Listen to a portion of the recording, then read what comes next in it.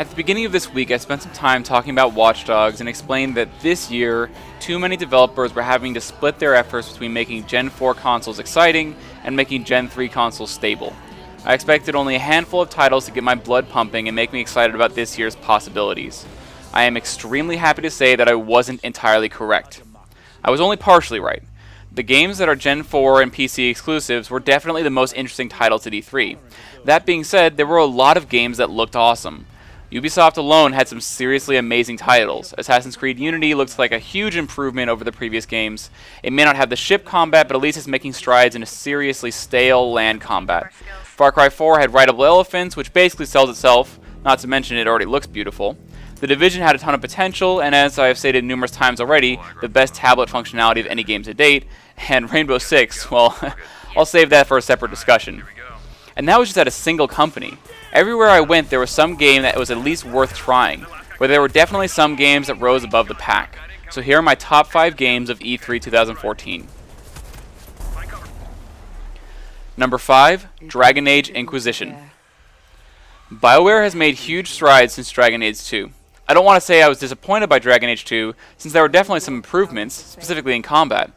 But fortunately, Inquisition goes a long way to righting a lot of the wrongs in Dragon Age 2. A huge, beautiful world space, more interesting combat and spells, more party members, more playable species, support for both genders, full voice acting for all species and genders, etc., etc. Without sitting down and playing through a couple of hours of the game, I can't tell for sure that it'll be exciting, but it would be impossible for me to say that I wasn't looking forward to making some tough decisions in this game. Number 4, Borderlands The PreSequel. After playing 2 Borderlands games on 2 different platforms, both PC and Xbox 360, I would have expected to be tired of this game. But from the brief chance I got to play through Borderlands The PreSequel, I'm extremely excited. The low gravity and oxygen-deprived atmosphere slow this game down just a bit, which is something that it desperately needed to keep it from turning into a Quake-style Twitch shooter. I expect this game to be even funnier than its predecessors. Number 3, Lord of the Rings: Shadow of Mordor. The gameplay showed Shadow of Mordor's combat is a mix between Assassin's Creed and Batman. Everything seems smooth, so that alone would make this game a mediocre to good game at worst, assuming everything works the exact same way that they showed at E3. What makes this game great is its military hierarchy system. Each of the enemies fits into a chain of command. If you manage to grab someone, you can use them in a variety of ways. They can inform on their other enemies, they can try to sabotage something, or they can try to assassinate someone else. It's an extremely powerful system that is evidently completely randomized, which makes it so that you won't see the same enemies in the same spot twice.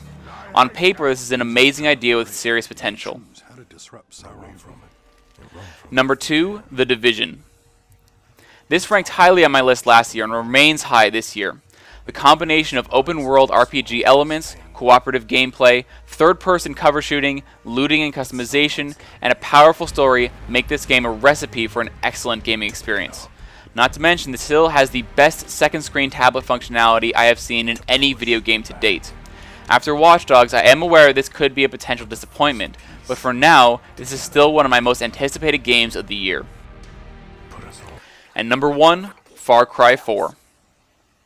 I have to admit that I am a bit biased with this one. I am a huge fan of the Far Cry series, so Far Cry 4 didn't really have to do much to make it to the top of my list.